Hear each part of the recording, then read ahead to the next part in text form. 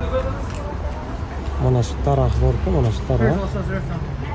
Keskanlar kamida bir 10 metrga ketgan. 2 metr, 3 metr emasdi bu daraxt. Hozir bizni mahallada daraxt kesish boshlangan. Xalq bilan maslahat qilmasdan 5 kishi, 10 kishi imzo qo'ygan. Ekologiyadan birorta hujjati yo'q.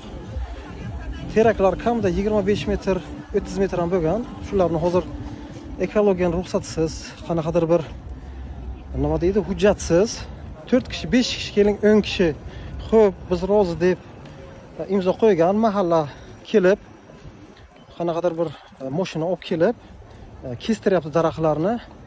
Как будто u kabelning ustiga yiqilar ekan. O daraxt 20 yil bo'lgan, kabel u kun o'tkargan bo'lsa, kabelni olish kerak-da tomondan. Keyingi videoga to'liq qo'ydim. Xo'p, azizlar, tagi Chorbog' Xo'ja Gunjoriy mahalla rais opa yangi bo'lganlar. Mana bu yerda daraxt kesish bo'lyapti.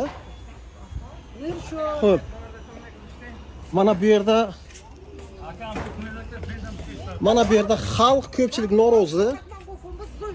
Mana xalq norozi. Mana bu teraklarga 20 yil bo'lgan.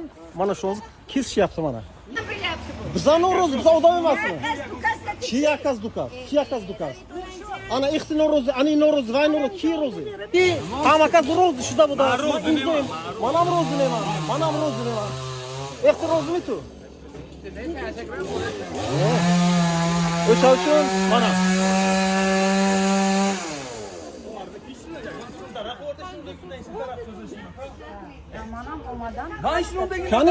Kanishimo ftaset xat kiyas.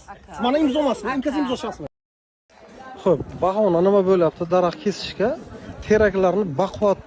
Teraklarni ichi bo'sh ekan. Ichi chirib ketgan ekan. Chirib ketganligini tasdiqlovchi mutaxassis kelib, aniqlab, agar shuni misol bizning hayotimizga, mahalla hayotiga biror xavf tug'diradigan joyi bo'lsa borku, hammasini kesib o'tarsin, biz rozimiz. Lekin butun turgan baquvvat daraxtlarni kesib, unga qanaqadir bir bahona qilib, kabel o'tgan, kabelga yiqilsa odamlar toksiq qoladi deb, bu hammasi bahonasizlar. 20-25 yil bo'lgan daraxtlarni kesib, u kun 5 yil, 2 yil, 3 yil bo'lgan elektr simi o'tkargan. O'sha uchun endi kesish kerak ekan. İçi mo'rt ekan daraxtlar, bahonani qarang.